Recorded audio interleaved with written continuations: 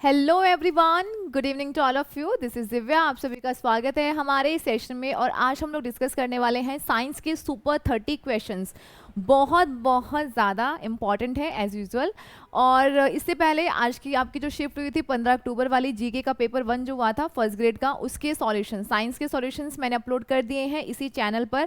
आपने अभी तक नहीं देखे हैं तो जाकर देखें कौन कौन से क्वेश्चंस पूछे गए हैं। जिनका एग्जाम था वो भी जाकर चेक करें, कितने क्वेश्चन सही हुए हैं कमेंट सेक्शन में ज़रूर बताइएगा। और आप जब क्वेश्चंस को देखेंगे तो आपने देखा होगा काफ़ी सारे क्वेश्चंस हमारे क्लास में से ही पूछे गए थे। हार्मोन वाला क्वेश्चन मैंने आपको करवाया था फर्स्ट क्लास में, वहाँ से आया था। आपका फोर्स एंड आपका जो फोर्स वाला क्वेश्चन था वो मैंने कल ही आपको क्लास में करवाया था, ठीक है। उसके अलावा जो केमिकल रिएक्शंस वाले थे वो भी। तो मतलब आप जब देखोगे ना तो लगभग सारे क्वेश्चंस क्लास में से ही थे कहीं ना कहीं। बस वही है कि हमें अच्छे से पढ़ना है, क्लासेस को रेगुलर ज्वाइन करना है। और अगर आप इसी तरीके से बने रहेंगे तो डेफिनेटली आपके जो क्वेश्चंस हैं वो हमेशा ही सही होंगे, ठीक है। तो इसी तरीके से आपको जुड़े रहना है। अभी तक अगर आपने चैनल को सब्सक्राइब नहीं किया है तो जल्दी से सब्सक्राइब करें। बेल आइकन यानी कि जो घंटी का बटन है उसे दबा दीजिएगा। ऐसा क्यों? क्योंकि जब भी मैं क्लास डालूं उसी से तो आपको पता चलेगा ना कि मैम की क्लास आ गई है, जल्दी से जाके देखें। तो ये इसी वजह से आपको सब्सक्राइब करना है और बेल आइकन को प्रेस करना है, ठीक है। तो हम स्टार्ट करते हैं बिना देरी किए हुए। कोशिश है कि 30 मिनट के अंदर 30 क्वेश्चन हम लोग फटाफट से कर लें। अगेन सारे ऑप्शंस वगैरह मैं आपको समझाते हुए चलूंगी। और अगर यहाँ से कोई भी अगर आपका मतलब कि साइड से भी इधर उधर से भी क्वेश्चन बनेगा तो आप उसको इजीली कर लेंगे। तो चलिए हम स्टार्ट करते हैं। देखिएगा पहला क्वेश्चन। अब यहाँ से एक चीज़ आपने नोटिस करी होगी एग्जाम के अंदर, फर्स्ट पेपर में आपका जो 11 अक्टूबर वाला था उसमें जहाँ से क्वेश्चंस पूछे गए थे, सेकंड पेपर में वहाँ से क्वेश्चंस नहीं बने। अब आइडिया ये है कि जो टॉपिक्स बच गए हैं ना उन्हीं टॉपिक से अब आपके आने वाला जो एग्जाम है उसके अंदर क्वेश्चंस बनेंगे। और उसी से ही रिलेटेड मैं यहाँ पे क्वेश्चंस लेकर आई हूँ। मैंने देखा कि आपका जो पेपर था उसमें कौन से क्वेश्चन पूछे गए हैं, लास्ट पेपर में कौन से क्वेश्चन पूछे गए थे, और उन टॉपिक्स के अलावा जो टॉपिक्स बच गए हैं पहले हम उनको कवर करने वाले हैं। टिश्यू के टॉपिक, टिश्यू का जो क्वेश्चन है वो अभी तक एक भी नहीं पूछा गया है। वो टॉपिक मैंने आपको पूरा करवा दिया है, चैनल पर है, तो आप वहाँ पर जाके उसे ज़रूर देखें। पॉलिटी के भी लेक्चर्स हैं, पॉलिटी के भी क्वेश्चंस आप लोग कर सकते हैं। चलिए देखिएगा पहला क्वेश्चन। एक तत्व है आपके पास X जिसका परमाणु क्रमांक, जिसका एटॉमिक नंबर आपके पास क्या है, इसका एटॉमिक नंबर है आपके पास 16 है, यानी कि परमाणु क्रमांक आपके पास है 16।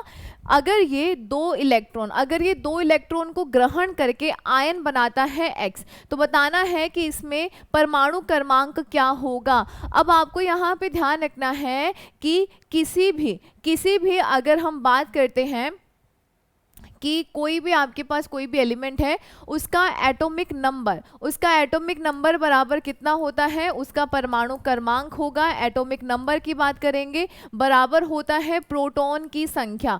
क्या होता है? नंबर ऑफ प्रोटॉन होता है, ठीक है। क्या होगा? नंबर ऑफ प्रोटॉन्स होगा। डन। वैसे तो नंबर ऑफ इलेक्ट्रॉन्स भी होता है, बट ध्यान रखिएगा कि प्रोटॉन्स का तो नंबर सेम रहता है, परंतु जो आपके एलिमेंट्स होते हैं ना वो क्या करते हैं, अपना अष्टक पूरा करने के लिए कि उसके आउटर, उसकी जो बाहरी कक्षा है उसके अंदर 8 इलेक्ट्रॉन पूरे हो जाए, इसकी जद्दोजहद में ना वो किसी दूसरे के साथ शेयरिंग कर लेते हैं, बॉन्ड बना लेते हैं, और इस चक्कर में या तो इलेक्ट्रॉन दे देते हैं या ले लेते हैं या फिर पार्टनरशिप कर लेते हैं, ठीक है। अब यहाँ पर प्रोटॉन की संख्या उतनी ही रहेगी। अब इसने अगर 2 इलेक्ट्रॉन ग्रहण कर लिए हैं परंतु उसका एटॉमिक नंबर चेंज नहीं होगा। ऐसा थोड़े ना है कि आपने किसी से कुछ लिया तो आपका नाम ही बदल गया, आपकी जगह ही बदल गई, नहीं होगा ना ऐसा। तो ध्यान रखिएगा कि इसका कितना था, परमाणु क्रमांक 16 था, तो अभी भी कितना रहेगा, 16 ही रहेगा। कितना रहेगा? 16 रहेगा। इसने इलेक्ट्रॉन ग्रहण कर लिए। मान लीजिएगा क्लोरीन है, क्लोरीन क्या करता है, NaCl बनाता है ना। अब इसके अंदर जो क्लोरीन है वो सोडियम से 1 इलेक्ट्रॉन ले लेता है। अब इसका मतलब ये थोड़े ना है कि ये अब दूसरे 18वें नंबर पे चला जाएगा, नहीं जाएगा ना। नंबर 17 पे आता है तो चाहे इलेक्ट्रॉन ग्रहण करे चाहे दे, 17 नंबर पे ही रहेगा। समझ रहे हैं? तो राइट आंसर आपका होगा ए नंबर ऑप्शन, मतलब जितना परमाणु क्रमांक है उतना ही रहेगा। नेक्स्ट निम्नलिखित में से कौन सा आंत के जीवाणु के द्वारा संश्लेषित होता है? ऐसा क्वेश्चन आपके ना लास्ट जो फर्स्ट ग्रेड का पेपर हुआ था उसमें पूछा गया था। एक्चुअली हमारी आंत के अंदर, हमारी इंटेस्टाइन के अंदर ना एक बैक्टीरिया होता है जिसका नाम है E coli bacteria. Escherichia coli bacteria एक बैक्टीरिया होता है, जीवाणु होता है। और ये जीवाणु और हम जो है ह्यूमन जो है, ये दोनों किस रिलेशन में रहते हैं? तो ये रहते हैं सिम्बायोटिक रिलेशन। किस रिलेशन में रहते हैं?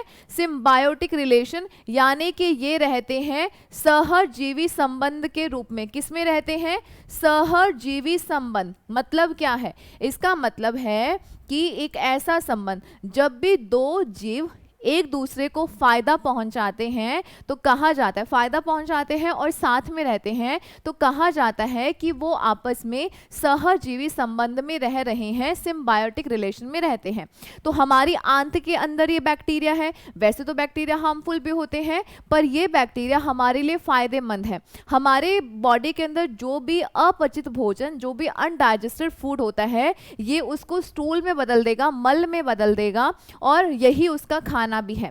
ठीक है, उसके साथ साथ में ये हमें दो विटामिन बनाकर देता है। एक तो ये हमें बनाकर देता है विटामिन के, और दूसरा ये हमें बनाकर देता है B12। दो विटामिन बनाकर देगा, विटामिन के और विटामिन B12। दो विटामिन बनाकर देता है। हमने बदले में इसको खाना दिया, इसने बदले में हमें दो विटामिन बनाकर दिए। तो हमने इसको फायदा पहुंचाया, इसने हमें फायदा पहुंचाया। तो कैसा रिलेशन हुआ? तो ये हुआ सिम्बायोटिक रिलेशन। कैसा हुआ?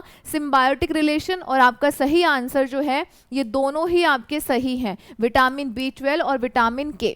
ओके, नेक्स्ट, पादपों में नाइट्रोजन किस रूप में अवशोषित होता है? अब ये ना थोड़ा ध्यान रख लीजिएगा यहाँ पे एक चीज, और ये बड़ी आंत में होता है। कहाँ पे होता है?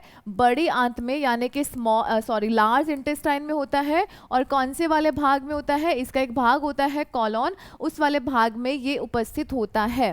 क्लियर? नेक्स्ट देखिएगा। नेक्स्ट आपके पास एक क्वेश्चन है कि पादपों में नाइट्रोजन किस रूप में अवशोषित होता है? हमारे पास बहुत सारा नाइट्रोजन है ना एनवायरनमेंट में, हमारे पास लगभग 78%। वायु में कितना परसेंट नाइट्रोजन है? लगभग 78% नाइट्रोजन है। परंतु ये नाइट्रोजन अब पौधों के किसी काम का नहीं है, क्योंकि हमारे जो प्लांट्स है वो सीधा डायरेक्ट नाइट्रोजन लेते ही नहीं है। उन्हें चाहिए होता है नाइट्रेट। उन्हें क्या चाहिए होता है? नाइट्रेट चाहिए होता है। ये नाइट्रेट की फॉर्म में नाइट्रोजन को ग्रहण करते हैं। इसके लिए बहुत सारे बैक्टीरिया हैं, जैसे कि नाइट्रोबैक्टर है, नाइट्रोसोमोनास है, राइजोबियम है। ये कुछ बैक्टीरिया हैं जो नाइट्रोजन स्थिरीकरण करते हैं, जो नाइट्रोजन फिक्सेशन करते हैं, और नाइट्रोजन, ये जो नाइट्रोजन है उसको नाइट्रेट में बदल देते हैं, और ये नाइट्रेट पादप ग्रहण करते हैं और अपनी ग्रोथ करते हैं। क्लियर? तो आपका जो राइट आंसर है वो क्या रहेगा?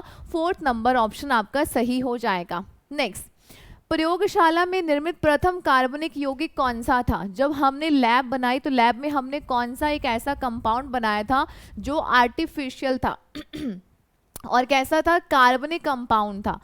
मेथेन, यूरिया, मरकरी या पोटेशियम? अब देखो, पोटेशियम, मरकरी ये तो कार्बनिक है नहीं, क्योंकि इसमें कार्बन नहीं है। तो ध्यान रखिएगा, इसका जो राइट आंसर है वो है आपका यूरिया। ठीक है, यूरिया जो है ये आपका बिल्कुल सही आंसर हो जाएगा, क्योंकि यूरिया जो है ये हमने लैब में बनाया था और ये सबसे पहला ऑर्गेनिक कंपाउंड भी था। नेक्स्ट, कार्बन मोनोऑक्साइड और नाइट्रोजन क्या कहता है? कार्बन मोनोऑक्साइड और नाइट्रोजन, इसके जो गैसेस मिक्सचर है इसको हम क्या कहते हैं?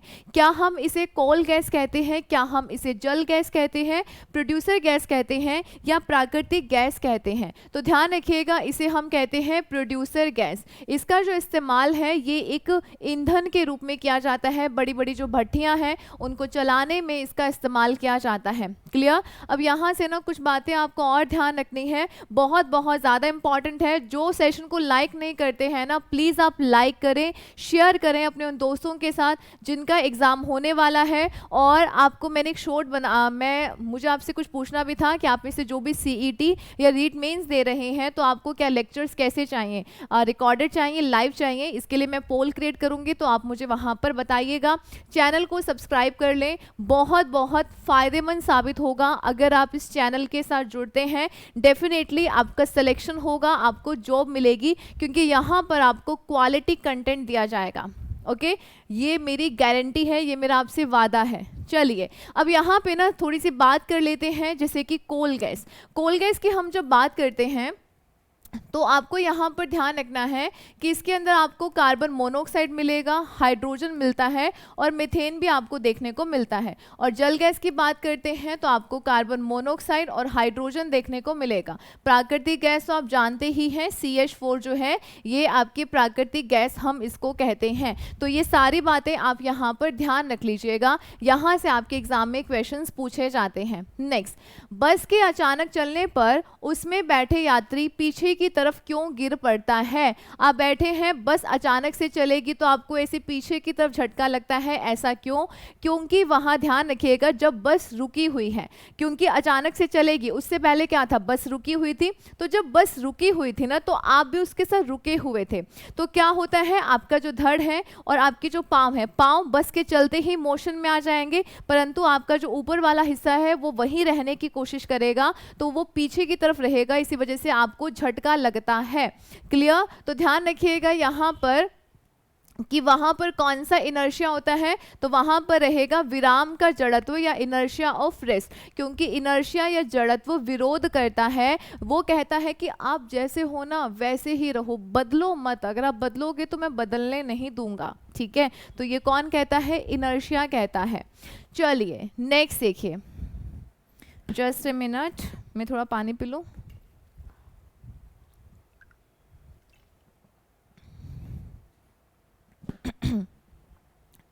प्रमस्तिष्क के दोनों गोलार्ध, आपको बताना है प्रमस्तिष्क यानी कि सेरेब्रम, हिंदी में प्रमस्तिष्क और क्या बोलते हैं इसको, यही बोलते हैं।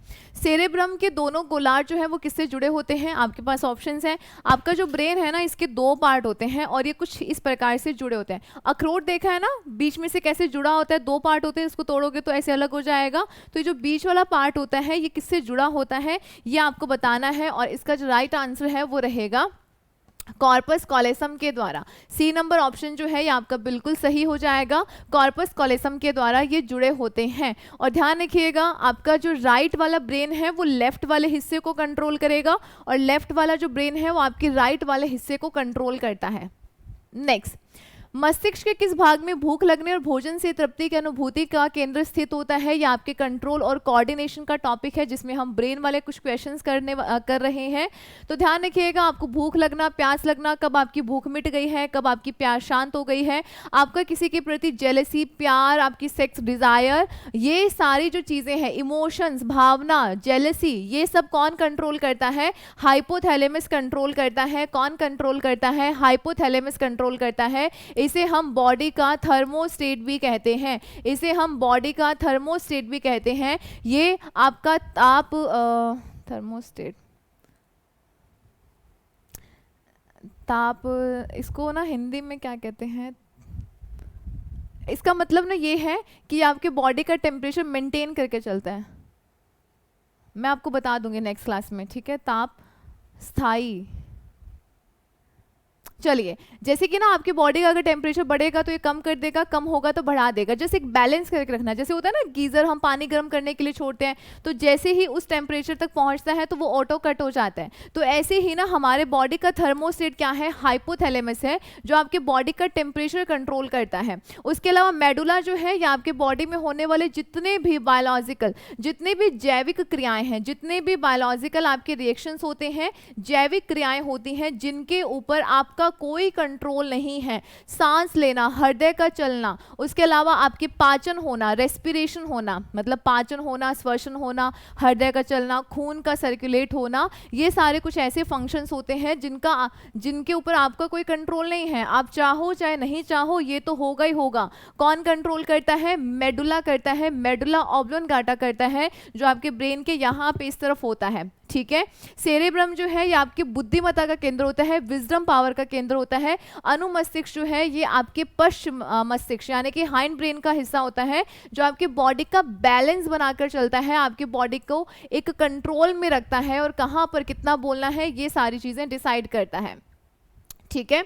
और ध्यान रखिएगा जब भी कोई व्यक्ति अल्कोहल लेता है ना, दारू पीता है, तो उसका ये जो सेरेबेलम जो है ये सबसे ज़्यादा प्रभावित होता है। सबसे पहला तो सेरेब्रम होगा, क्योंकि वो ज़्यादा कुछ सोच नहीं पाता है, एक नॉर्मल स्टेट में चला जाता है, वो पुरानी बातें बातें जो है वो ज़्यादा कुछ याद नहीं रहती हैं। ठीक है, परंतु ध्यान रखिएगा कौन सा ब्रेन जो है सबसे ज़्यादा इफेक्ट होता है, तो सेरिबेलम। आपने देखा है ना, दारू पीने के बाद वैसे डोलता रहेगा कोई भी इंसान, इधर उधर चलेगा, कहाँ पे कितना क्या बोलना है नहीं पता चलेगा, कुछ भी गालियाँ वालियाँ बकेगा, ये आपने देखा है ना। तो ऐसा इसी वजह से होता है, बेचारे का कंट्रोल नहीं रहता है, ये बहुत ज़्यादा प्रभावी हो जाता है। नेक्स्ट, निम्न में से कौन ग्लाइकोजन को स्टोर करता है? ग्लाइकोजन क्या है? तो ग्लाइकोजन जो है ये हमारे बॉडी में एक आप बोल सकते हैं स्टोर्ड फूड है। क्या है? हमारी बॉडी का फूड है, जो स्टोर फूड होता है, या संग्रहित भोजन आप इसको बोल सकते हैं, या एक ऐसी एनर्जी है जो कि कैसी है? रिजर्व एनर्जी है। ठीक है, कैसी एनर्जी है? रिजर्व्ड एनर्जी है, जो आपकी बॉडी के अंदर स्टोर रहती है। तो ध्यान रखिएगा, आप ऐसा तो नहीं है ना कि सारा दिन खाना खाओगे, नहीं खाते हो ना, 2 बार खा लोगे, 3 बार खा लोगे, आपको तो पूरा दिन काम करना है। आपके अंदर जो ऑर्गन है ना, ये जो मशीनरी है, इसको ये तो पूरा दिन चलती है, 24 घंटे चलती है, तो इसको काम करने के लिए तो एनर्जी चाहिए ना। कुछ भी करो, कुछ भी करना है तो आपको एनर्जी चाहिए, पावर चाहिए। अब वो कैसे मिलेगी? जो आपने खाना खाया है, अब खाना तब 2 या 3 बार खाते हैं, तो जो आप खाना खाते है ना, कम तो हम खाते नहीं, एक्सेस में खाते हैं, तो जो एक्सेस वाला खाना होता है वो आपकी बॉडी के अंदर जमा हो जाता है। अब बहुत ज़्यादा खाओगे तो फैट जमा हो जाएगा, इसमें मोटे हो जाओगे। कम खाओगे तब भी वो कुछ एक्स्ट्रा फूड जो है वो स्टोर हो जाता है। किस रूप में स्टोर होता है? ग्लाइकोजन के रूप में स्टोर होता है। और कहाँ पर स्टोर होता है? ध्यान रखिएगा, लीवर और जो हमारी मांसपेशियाँ होती हैं, ज़्यादातर आपके पास ऑप्शन रहेगा लीवर, इसके अंदर स्टोर हो जाता है। और किस फॉर्म में होता है, किस रूप में होता है? ग्लाइकोजन के रूप में होता है। पहले ये ग्लूकोज ही होता है, और ग्लूकोज से क्या बनता है? ग्लाइकोजन बनता है। ग्लूकोज से क्या बनता है? ग्लाइकोजन बनता है। कौन बनाता है? कौन बनाता है? तो ध्यान रखिएगा, इसको बनाता है इंसुलिन। कौन बनाएगा? तो ध्यान रखिएगा, इंसुलिन इसे ग्लूकोज से ग्लाइकोजन बनाता है। समझे या नहीं? और कमेंट सेक्शन में ये आप बता दीजिएगा कि समझ में आया कि नहीं आया। फर्स्ट नंबर ऑप्शन आपका यहाँ पर सही हो जाएगा। निम्न में से कौन सा कार्बन का एक अक्रिस्टलीय अपरूप है? अक्रिस्टलीय यानी कि अमॉर्फस, तोड़ोगे टूट जाएगा, आसानी से ब्रेक हो जाएगा, कोई स्ट्रक्चर नहीं है, एक निश्चित संरचना नहीं होगी इसकी, रैंडमली सा, मतलब कि कोई भी आकार वगैरह इसका हो सकता है। कोयला, कोक, काजल, हीरा। सॉरी, इसने पूछा है कौन सा नहीं है। अब क्रिस्टलीय अपरूप तो वो होता है क्रिस्टलीय जिसमें एक पर्टिकुलर एक संरचना होती है, एक निश्चित आकार होता है, एक निश्चित आकृति होती है। परंतु जब आप अक्रिस्टलीय की बात करते हैं तो यहाँ पर कोई निश्चित आकार, निश्चित संरचना नहीं होती है। तो यहाँ पे ध्यान रखिएगा, आपका जो राइट आंसर है वो रहेगा हीरा। क्या रहेगा? डायमंड इसका राइट आंसर हो जाएगा। मैं बता देती हूँ कि कौन कौन सी क्रिस्टलीय हैं। तो हीरा है, उसके बाद आपको लिखना है ग्रेफाइट है। कौन सा है? ग्रेफाइट है। उसके बाद आपको लिखना है ग्रेफीन है, बहुत ही ज़्यादा आर्टिफिशियली स्ट्रॉन्ग है, बहुत ज़्यादा स्ट्रॉन्ग है। फ़ोन की स्क्रीन, एलईडी की स्क्रीन वगैरह ये सब बनाई जाती है। उसके अलावा फुलरीन, ये जो है ये सारे आपके कैसे हैं? क्रिस्टलीय हैं। ये सारे कैसे हैं? ये सारे ध्यान रखिएगा क्रिस्टलीय अपरूप है, यानी कि क्रिस्टलाइन एलोट्रॉप है। ठीक है। और अगर बात करेंगे अमॉर्फस की, तो अमॉर्फस का आप ध्यान रखिएगा, कोक है, कोयला है, काजल है, चारकोल है, ये सारे आपके अक्रिस्टलीय हैं। डन। नेक्स्ट, इनमें से गैर परंपरागत ऊर्जा स्रोत कौन सा है? परंपरागत तो वो होते हैं जो कन्वेंशनल है, बरसों से चले आ रहे हैं, परंतु हमसे पूछा है कौन सा गैर परंपरागत है, यानी कि एक ऐसा है जो क्या है, परंपरा से काफ़ी लंबे समय से नहीं चला आ रहा है। आप इसे न्यूएबल भी बोल सकते हैं, रीन्यूएबल भी कह सकते हैं। क्या बोल सकते हैं? रीन्यूएबल भी बोल सकते हैं, क्योंकि आप इसको रीन्यू कर सकते हैं, आप इसको फिर से बना सकते हैं? ऑप्शन है पवन ऊर्जा, सौर ऊर्जा, भूतापीय ऊर्जा या फिर सभी। तो ध्यान रखिएगा ये जितनी भी एनर्जी है ये सारी कैसी हैं? नॉन कन्वेंशनल, गैर परंपरागत और उसके साथ साथ में रीन्यूएबल है। आप इनको फिर से जनरेट कर सकते हैं। हवाएं कभी बंद नहीं होगी तो आप विंड एनर्जी बना सकते हैं। सूर्य का प्रकाश कभी खत्म नहीं होगा तो आप उससे सोलर एनर्जी बना सकते हैं। पृथ्वी के अंदर की जो ऊर्जा है वो कभी खत्म नहीं होगी तो आप उससे जियोथर्मल एनर्जी ले सकते हैं। तो ये सारे आपके कैसे हैं? रीन्यूएबल हैं, आप इनको फिर से रीन्यू कर सकते हैं। परंतु जो परंपरागत होते हैं, कौन से जो परंपरागत होते हैं, ध्यान रखिएगा उसके अंदर आपका क्या आता है? कोयला। उसके अंदर आपका कोयला आता है, उसके अलावा पेट्रोल है, उसके अलावा आपका डीजल है, ठीक है। आपकी जितनी भी गैसेस होती हैं जैसे कि प्राकृतिक गैस वगैरह है, समझ रहे हैं ना? जो भी आपके जीवाश्म ईंधन है, जो भी आपके कौन से ईंधन है? जीवाश्म ईंधन है, वो सब कैसे हैं? कन्वेंशनल है। वो सब कैसे हैं? कन्वेंशनल है, परंपरागत है।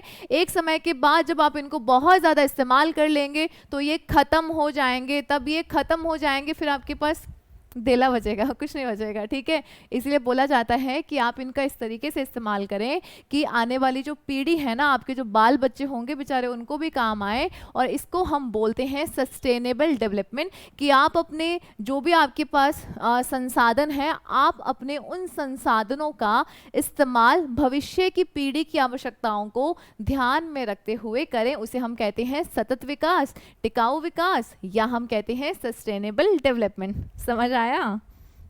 बताओ, कमेंट सेक्शन में ज़रूर बताया करो कि क्लास कैसी लगती है, समझ में आता है कि नहीं आता है या ऊपर से जाता है। हमें हमारा जो प्लेन है ना उसको यहाँ पे लैंड करवाना है। कहीं ऐसा हो पता चले कि उड़ के सीधा ऊपर से जा रहा है, ऊपर से नहीं जाना है, उसको यहाँ से यहाँ पे लैंड ही करवा देना है कि हमें समझ में आ रहा है। कहीं पे दिक्कत होती है तो दोबारा से देख लिया करो, फिर भी दिक्कत होती है तो कॉमेंट सेक्शन में पूछ लो, ठीक है। अगर कॉमेंट सेक्शन में पॉसिबल हो पाया तो वहीं पर आंसर कर दूंगी, अदरवाइज नेक्स्ट क्लास में कर दूंगी, तो उसमें टेंशन लेने की ज़रूरत नहीं है। टेलीग्राम पे कर सकते हो, टेलीग्राम पे आपको पीडीएफ मिल जाएगी। दिव्या चंदानी मैम के नाम से हमारा चैनल बना हुआ है टेलीग्राम पे, आप उसे जरूर ज्वाइन कर लें, ओके। चलिए, लोहे पर भाप की अभिक्रिया से कौन सी गैस उत्पन्न होती है? Hydrogen, oxygen, ammonia, nitrogen. अब यहाँ पे एक चीज आपको बहुत अच्छे से ध्यान रखनी है, आपका ये जो लोहा है ना बड़ा जिद्दी सा है, ना तो ये गर्म पानी के साथ रिएक्शन करता है ना ठंडे पानी के साथ रिएक्शन करता है। ये कहता है मैं तो भाप के साथ ही करूंगा। किसके साथ करूंगा? भाप यानी कि स्टीम के साथ करूंगा, वेपर के साथ करूंगा। तो जब भी रिएक्शन करेगा तो क्या देता है? हाइड्रोजन गैस देता है। क्या देगा? हाइड्रोजन गैस देगा। आपका ए नंबर ऑप्शन जो है ये बिल्कुल सही हो जाएगा, ठीक है। Next, dynamo. डायनेमो क्या काम करता है? डायनेमो यानी कि जनरेटर। डायनेमो यानी कि जनरेटर। जनरेटर क्या काम करता है? तो मैंने कल ही आपको बताया था, जनरेटर को आप घुमाते हैं, बेचारा घूमता जाएगा घूमता जाएगा घूमता जाएगा, और बदले में आपको क्या बनाकर देगा? बदले में आपको इलेक्ट्रिसिटी बनाकर देगा, विद्युत बनाकर देगा। तो क्या काम करता है? मैकेनिकल एनर्जी को विद्युत ऊर्जा में बदल देगा। डन। नेक्स्ट, हमारे शरीर में अनुवांशिकता की इकाई को क्या कहा जाता है? गुणसूत्र, डीएनए, जीन या केंद्रक। हमारे शरीर में जो हेरिडिटी का यूनिट है, जो एक पीढ़ी से दूसरी पीढ़ी में जाता है, उसे हम कहते हैं जीन। जीन जीन उसे हम क्या कहते हैं? उसे हम कहते हैं जीन कहते हैं। तो आपके जो लक्षण हैं वो आपके पेरेंट्स से मिलते हैं, आपके मम्मी पापा से मिलते हैं। वो इसी वजह से होता है क्योंकि आपके अंदर उनके जीन हैं, क्योंकि आपके अंदर क्या है? उनके जीन हैं। इसी वजह से आपका नेचर, आपका बिहेवियर, आपकी कुछ आदतें, आपकी शक्ल, सूरत, ये सारी चीजें आपके मम्मी पापा से मिलती हैं, ठीक है। नेक्स्ट देखो, जेनेटिक शब्द का प्रयोग सबसे पहले किसने किया था? जेनेटिक्स यानी कि अनुवांशिकी। अनुवांशिकी शब्द का इस्तेमाल सबसे पहले करने वाले कौन थे? बैटसन थे। कौन थे? बैटसन थे। जो जीन है ना, मेंडल ने ना जीन शब्द को कारक कहा था, ये चीज ध्यान रख लीजिएगा। मेंडल ने जीन शब्द को क्या कहा था? कारक कहा था। क्या कहा था? कारक कहा था। नेक्स्ट, सोडियम क्लोराइड में उपस्थित बंध का नाम बता दीजिए। सोडियम क्लोराइड क्या है? सोडियम क्लोराइड क्या है? Sodium chloride. तो यहाँ पर एक बॉन्ड बनता है, यहाँ पर बॉन्ड बनता है आयनिक बॉन्ड। इसे आप क्या कहते हैं? आयनिक बॉन्ड कहते हैं, यानी कि आप इसे कहते हैं आयनिक बंध। अभी मैम ये तो आप ऐसे सीधा सीधा सा बता रहे हो, हमें तो समझ नहीं आ रहा है क्या कह रहे हो, ऐसे कैसे बन जाएगा? देखिएगा, बहुत एक सिंपल सी चीज़ है। जब भी आपसे पूछा जाता है, जब भी आपसे पूछा जाता है मेटल और नॉन मेटल, बताऊंगी सारी चीज़ें, वैसे तो ये मैंने पूरा टॉपिक भी करवा रखा है। मेटल और नॉन मेटल यानी कि धातु और अधातु, धातु और अधातु, इनके बीच में जब भी पूछा जाए कौन सा बॉन्ड बनेगा, तो आपको बताना है कि इनके बीच में हमेशा आयनिक बॉन्ड बनता है। कौन सा बॉन्ड बनता है, तो ध्यान रखिएगा, इनके बीच में हमेशा आयनिक बॉन्ड बनता है। कौन सा बॉन्ड, आयनिक बॉन्ड बनता है।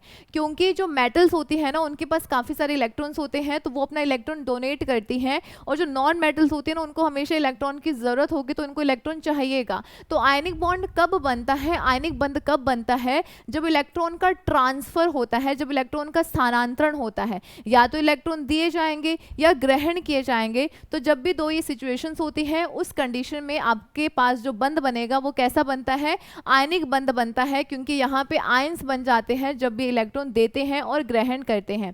तो यहाँ पर सोडियम एक इलेक्ट्रॉन देगा, क्लोरीन एक इलेक्ट्रॉन ग्रहण करेगा, क्या बनते हैं, आयंस बन जाएंगे। तो आयंस बनने की वजह से यहाँ पर जो बंध का निर्माण होता है उसे हम कहते हैं आयनिक बंध कहते हैं। तो राइट आंसर आपका होगा ए नंबर ऑप्शन, आपका यहाँ पर बिल्कुल सही हो जाएगा। आप मेरी प्लेलिस्ट चेक करोगे ना, तो वहां पर आपको ना ये वाला टॉपिक जरूर मिलेगा, आयनिक बॉन्ड वाला। आयनिक बॉन्ड क्या, ये क्या है, ये केमिकल बॉन्ड। ये पूरा टॉपिक बहुत अच्छे से करवाया है मैंने, ठीक है, टाइम मिले उसे देख लीजिएगा, बहुत अच्छे से समझ में आ जाएगा। अब सहसंयोजक बंध तब बनता है, ध्यान रखिएगा, जब ना इलेक्ट्रॉन की साझेदारी की जाती है। तो ये जनरली बनता है नॉन मेटल के बीच में, मतलब अधातु अधातु के बीच में जो बंध बनता है उसे हम क्या बोलते हैं, उसे हम कहते हैं सहसंयोजक बंध, यानी कि कोवलेंट बॉन्ड उसे हम कहते हैं। हाइड्रोजन बॉन्ड काफ़ी ज़्यादा वीक होता है, ठीक है, ये बनता है कोई भी एक परमाणु होता है, जैसे कि आपके पास पानी के बहुत सारे मॉलिक्यूल्स है ना, तो पानी के जो बहुत सारे मॉलिक्यूल्स है उसमें आपस में जो बंध होगा उसे आप कहते हैं हाइड्रोजन बंध कहते हैं। इस क्लास में इतना ही संभव हो पाएगा बताना, अदरवाइज तो मैं आपको पूरा ही डिटेल से बता देती, ठीक है। फर्स्ट नंबर ऑप्शन आपका यहाँ पर सही हो जाएगा। पुरुष में पुरुषत्व के लिए कौन सा गुणसूत्री संयोजन उत्तरदायी है, यानी कि आपको बताना है पुरुष पुरुष किस वजह से है, पुरुष पुरुष किस वजह से है, मतलब कि कौन से गुणसूत्र उसके अंदर होंगे। हम जानते हैं कि हमारे बॉडी के अंदर कितने गुणसूत्र होते हैं, 46, यानी कि आप बोलेंगे कि मैम कितने होते हैं, कितने पेयर होते हैं, 23 पेयर होते हैं। कितने पेयर होते हैं, 23 जोड़े होते हैं। तो जब आप यहाँ पर मेल और फीमेल की बात करेंगे, आप किसकी बात करेंगे, मेल और फीमेल की जब बात करते हैं, तो मेल में 22, इसमें भी 22, ये तो होते हैं ऑटोसोम। ये क्या होते हैं, ऑटोसोम। ऑटोसोम यानी बोले के कायिक गुणसूत्र। कौन से कायिक गुणसूत्र, जो आपकी काया का निर्माण करे, काया यानी कि शरीर, आंख कान नाक जीभ मुंह हाथ पैर, जो आपकी इस काया का निर्माण करता है उसे हम कहते हैं कायिक गुणसूत्र। उसे क्या कहते हैं, कायिक गुणसूत्र कहते हैं। ये दोनों में ही सेम होंगे। हमारा एक पेयर जो है वो होता है डिफरेंट, एक पेयर होता है डिफरेंट। अब पुरुष में वो पेयर होता है एक्स वाई। कौन सा होता है, पुरुष में वो पेयर होता है एक्स वाई, और महिला के अंदर वो पेयर होता है एक्स एक्स होता है, ठीक है। तो यहाँ पर इसी वजह से ये महिला होती है, इसके अंदर एक्स वाई होता है, इसी वजह से ये पुरुष होता है, इसी वजह से पुरुष होता है। तो आपका राइट आंसर आपका रहेगा फोर्थ नंबर ऑप्शन जो है, ये आपका बिल्कुल सही आंसर हो जाएगा। क्या इतनी बात समझे? आई होप समझ गए हैं, ठीक है। नेक्स्ट देखो, जीन क्या होता है, जीन क्या है, एक आपकी लीवर का पार्ट है, आरएनए का भाग है, क्रोमोसोम यानी कि गुणसूत्र का भाग है, या डीएनए का भाग है।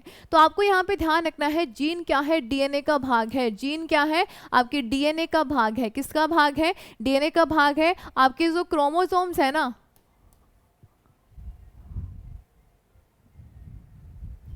गाइस एक मिनट रुकना।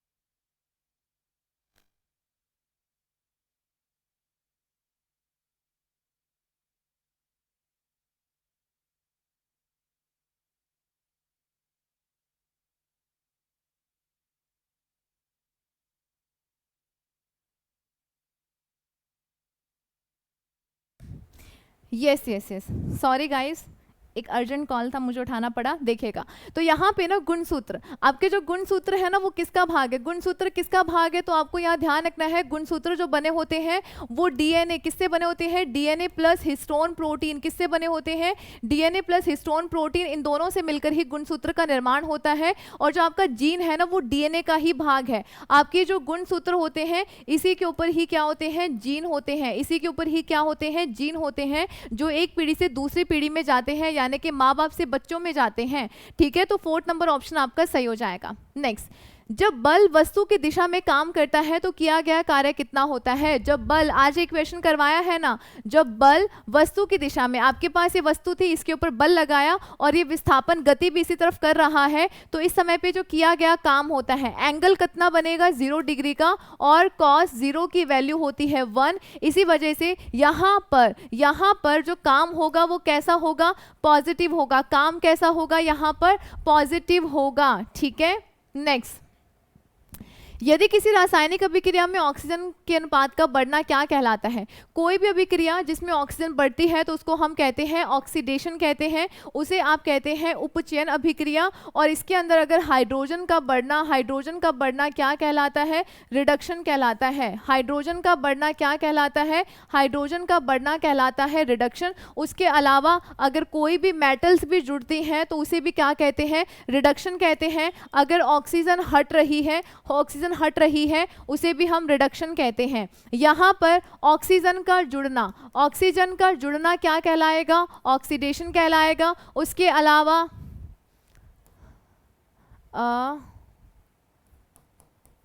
कल बाहर आई NPS, ये मैंने आपको करवाया हुआ है।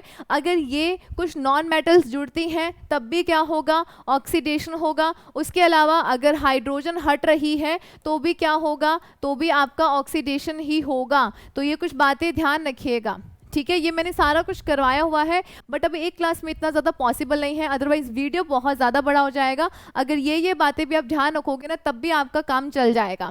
ठीक है, नेक्स्ट, सोडियम हाइड्रोक्साइड, इसने कहा है कि सोडियम हाइड्रोक्साइड और यहाँ पर इसके पास क्या है, हाइड्रोक्लोरिक एसिड है। इन दोनों के जब आप रिएक्शन करवाते हैं, ये तो है बेस, ये तो क्या है, क्षार है, ये क्या है, क्षार है, और दूसरा क्या है, एसिड है, यानी कि ये क्या है, अम्ल है। तो ये कहता है जब आप अम्ल और क्षार की अभिक्रिया करवाओगे, जब आप एसिड और बेस की रिएक्शंस करवाएंगे तो क्या बनता है, तो यहाँ पर बनता है सोडियम क्लोराइड और क्या बनेगा, पानी बनेगा। यानी कि आप बोल सकते हैं यहाँ पर लवण और जल का निर्माण होता है, सॉल्ट और वाटर बनेगा।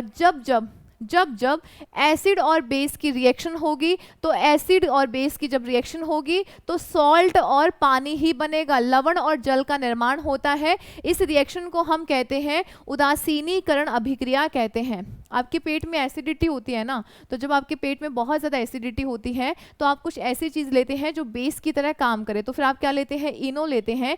इनो के अंदर क्या होता है, मैग्नीशियम हाइड्रोक्साइड होता है, इसके अंदर होता है मैग्नीशियम हाइड्रोक्साइड होता है। तो जैसे ही आप इनो लेते हैं ना, आपके पेट के अंदर क्या बन रहा है, खतरनाक वाला एसिड। आप लोगे बेस, तो एसिड बेस मिलकर क्या कर देगा, उसको उदासीन कर देगा, सॉल्ट और पानी बना देगा, जिससे आपको आपकी एसिडिटी से शांति मिलती है। ठीक है, विघटन क्या होता है, विघटन जब एक बड़ा प्रोडक्ट, जब आपका कोई भी यौगिक है अगर वो टूट जाता है तो उसे विघटन अभिक्रिया कहते हैं। संयोजन, जुड़ना, दो चीज़ों का जुड़ना, एक जुड़ के एक नई रिएक्शन, एक सिंगल प्रोडक्ट बनाएंगे, उसे कहेंगे संयोजन। और जो द्विविस्थापन अभिक्रिया होती है, कौन सी, द्विविस्थापन अभिक्रिया, उसके अंदर क्या बनता है, अवक्षेप बनता है। इसी वजह से हम उसे कहते हैं अवक्षेपण अभिक्रिया कहते हैं, उसे हम अवक्षेपण अभिक्रिया कहते हैं। जैसे कि ना यहाँ पे आप बोल सकते हैं C+O2 जो है ये आपका क्या बन जाएगा, CO2 बन जाएगा। और यहाँ पर आप ऐसे बोल सकते हैं, जब आप इसको गरम वरम करेंगे तो ये आपके पास कैल्शियम हाइड्रोक्साइड और पानी कुछ इस तरीके से बनेगा। तो ये आपका क्या है, डीकम्पोजिशन है। ठीक है, नेक्स्ट, समस्थानिक होते हैं जो एक ही तत्व के परमाणु जिनका समस्थानिक, समस्थानिक, समस्थानिक, स्थान, स्थान क्या है, समान है, स्थान क्या है, समान है, स्थान समान का मतलब क्या है, इनका जो क्रमांक है, इनका जो परमाणु क्रमांक है वो क्या है, समान है, इनका जो परमाणु क्रमांक है वो समान है। परमाणु क्रमांक समान होने का मतलब है उसके अंदर परमाणु क्रमांक अगर मैं बोल रही हूँ, एटॉमिक नंबर अगर सेम है तो यहाँ पर प्रोटॉन की संख्या भी सेम होगी, इलेक्ट्रॉन की संख्या भी सेम होगी, परंतु न्यूट्रॉन और द्रव्यमान संख्या अलग अलग होगी, द्रव्यमान संख्या और न्यूट्रॉन अलग अलग होंगे। अब देखो क्या कहता है, भार समान, तो नहीं, भार तो भैया समान नहीं होगा, भार तो यहाँ पर समान नहीं होगा, भार अलग अलग है परंतु क्रमांक जो है वो समान है। ये आपका बिल्कुल सही हो जाएगा, ये भी आपका गलत था और ये तो ऑलरेडी ही नहीं है, तो आपका जो बी नंबर ऑप्शन है वो यहाँ पर सही हो जाएगा। अब ये वाला जो है ना, ये वाला जो कहता है, ये कौन सा होता है, ये होता है समभारिक, ये क्या होता है, समभारिक होता है, जिसे आप आइसोबार कहते हैं, जिसे आप आइसोबार कहते हैं।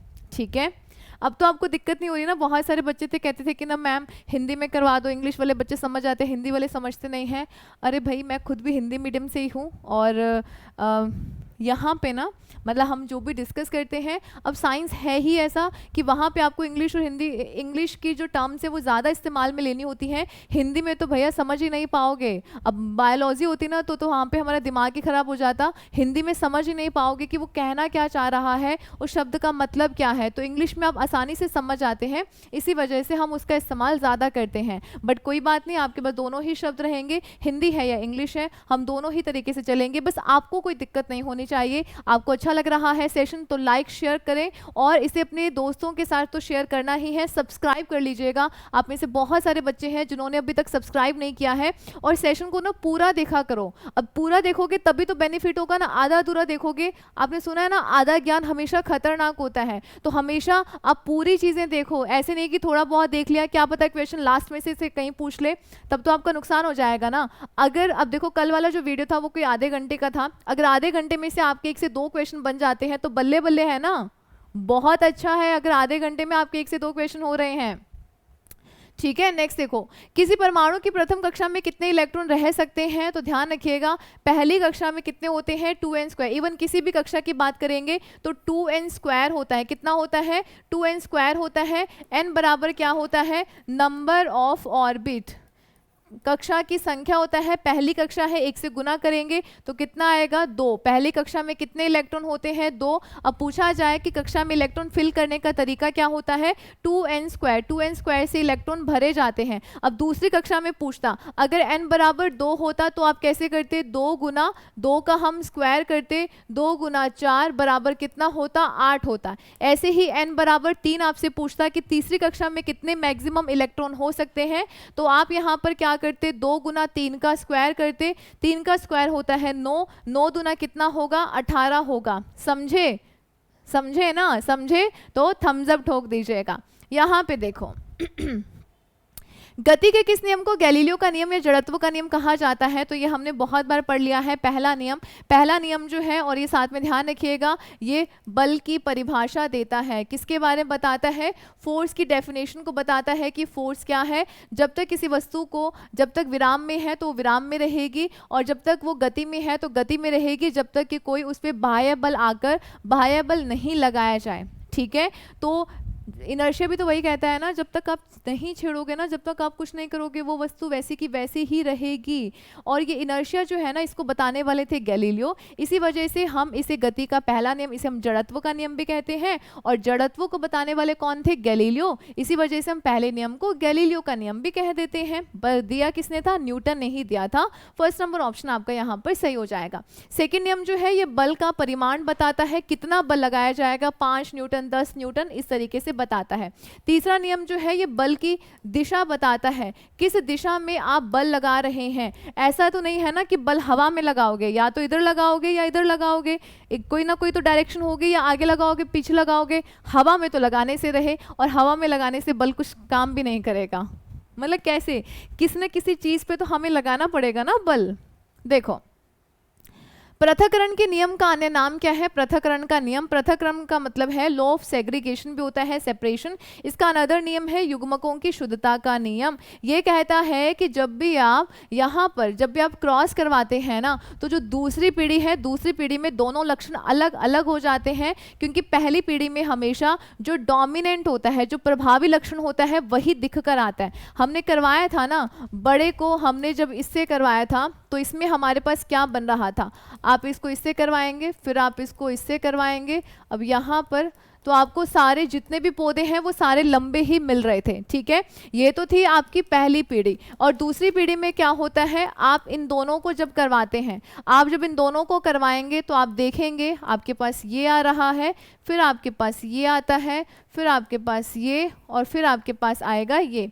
तो आप यहाँ पे देख रहे हैं कि स्टार्टिंग में हमने जो लक्षण लिए थे, ये दोनों लक्षण अब हमारे पास अलग अलग आ गए हैं। तो ये हमें कहाँ पर पता चलता है, दूसरी पीढ़ी में पता चलता है, और इसे हम कहते हैं युग्मकों की शुद्धता का नियम कहते हैं, इसे हम पृथक्करण का नियम भी कहते हैं। फास्ट है, इसको स्लो करके देख लेना। नेक्स्ट, गतिज ऊर्जा का मान किसके ऊपर डिपेंड करता है? गतिज ऊर्जा, जल्दी जल्दी से फॉर्मूला याद कर लो, कल ही मैंने बताया था। गतिज ऊर्जा काइनेटिक एनर्जी बराबर क्या होता है? हाफ एम वी स्क्वायर होता है। क्या होता है? हाफ एम वी स्क्वायर होता है। तो किस पे डिपेंड करेगा? एम क्या होता है? मास होता है, यानी कि द्रव्यमान होता है, और वी यहाँ पर होता है वेग।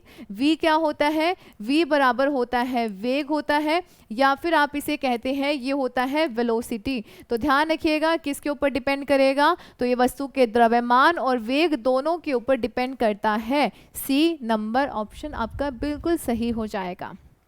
नेक्स्ट, उस हाइड्रोकार्बन का नाम बता दें जिससे एथेनॉल बना है। जिससे एथेनॉल बना है, जिससे क्या बना है? एथेनॉल बना है। तो एथेनॉल का फॉर्मूला क्या होता है? C2H5OH होता है। तो यहाँ पे कार्बन की संख्या कितनी है? 2 है, 2 है, 2 है। तो 2 को हम क्या बोलते हैं? एथ कहते हैं। तो ध्यान रखिएगा किससे मिलकर बना है? एथेन से मिलकर बना है। पीने वाली शराब, शराब भाई यही है, शराब यही है।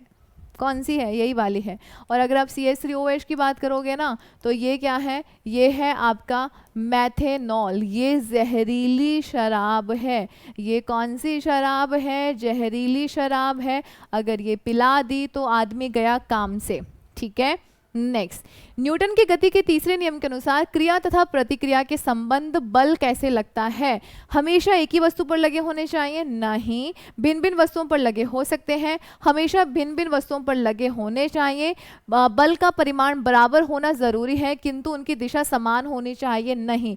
दिशा हमेशा समान नहीं होगी, हमेशा अलग अलग वस्तुओं पर लगा होना चाहिए। ध्यान रखिएगा, मैं अगर आगे किसी को धक्का मार रही हूँ तो उतना ही बल मेरे ऊपर भी लगेगा। जैसे कि कोई नाव चलाता है, अब नाव चलाने में क्या होगा? जब नाव चलाई जाती है तो डंडों से पानी को खिसकाया जाएगा, और वही पानी बोट के ऊपर धक्का मारेगा, जिसकी वजह से बोट आगे खिसकती है।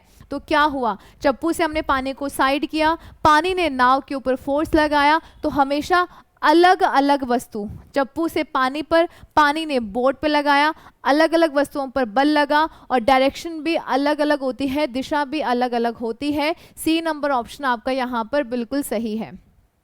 नेक्स्ट, मेंडल के कार्यों की खोज का पुनः श्रेय किसको जाता है? मेंडल कौन है? मेंडल ना, इन्होंने सबसे पहले हमें आनुवांशिकी के बारे में बताया था, इन्होंने हमें जेनेटिक्स के बारे में बताया था। और ये चीज़ ध्यान रखिएगा कि लक्षण कैसे एक पीढ़ी से दूसरी पीढ़ी में जाते हैं, कैसे माँ बाप से बच्चे कैसे मिलते हुए हमें दिखाई देते हैं, वो सब मेंडल की ही देन है। इन्होंने मटर के पौधे पर प्रयोग किया था। और कैसा मटर का पौधा था? उद्यान था, ठीक है, खाने वाला जो मटर का पौधा होता है। और कितने लक्षण लिए थे? 7 लक्षणों पर इन्होंने प्रयोग किया था, 7 लक्षणों पर प्रयोग किया था। परंतु इन्होंने जब बताया था उस समय पे किसी को पता नहीं था कि इन्होंने अपना प्रयोग किया है। 1900 में, ध्यान रखिएगा, 1900 में फिर से खोज की जाती है, फिर से ये जेनेटिक्स के बारे में बताया जाता है। किसके द्वारा? Hugo de Vries, Carl Correns और वॉन शेरमेक के द्वारा।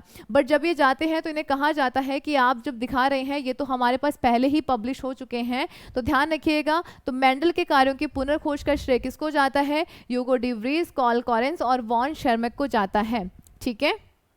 Next and last question, super 30 का लास्ट क्वेश्चन है, मेंडल मूलतः किस विषय के विशेषज्ञ थे? मेंडल, अब आपके पास यहाँ पे सीधा देखते हुए लगेगा कि इन्होंने तो मटर के पौधे पर प्रयोग किया था, तो ये वनस्पति विज्ञान से संबंधित होंगे। सबसे पहले बच्चे यहीं जाएंगे, आप करोगे ऐसे, एग्जामिनर कैसे करेगा? ऐसे। तो राइट आंसर इसका क्या होगा? दर्शन शास्त्र, ठीक है, फिलॉसफी के ये विशेषज्ञ थे। तो ध्यान रखिएगा, फर्स्ट नंबर ऑप्शन आपका यहाँ पे राइट हो जाएगा। तो ये आपके सुपर 30 क्वेश्चन से ऐसे ही क्वेश्चंस हम लोग अभी और भी करने वाले हैं, पॉलिटी के क्वेश्चंस भी मैं आपको करवाऊंगी। अगर ये आपको अच्छा लगा है तो क्या करना है? लाइक करना है, शेयर करना है, और अपने दोस्तों के साथ तो शेयर करना है, और चैनल को सब्सक्राइब करना है, घंटी को दबाना है, ताकि जब भी मेरी क्लास आए आपको सबसे पहले नोटिफिकेशन मिल जाए और आप जल्दी से क्लास को देख लें। उसके अलावा आने वाले दिनों में आपको सीईटी, रीट, इन सभी के लिए क्लासेस मिलने वाली हैं। तो मिलते हैं नेक्स्ट सेशन में, टेक केयर, बाय बाय। और इसके जो आज के पेपर के सॉल्यूशंस है वो मैंने करवा दिए हैं, आप उसे जाकर ज़रूर देख लीजिएगा। मिलते हैं नेक्स्ट सेशन में, टेक केयर।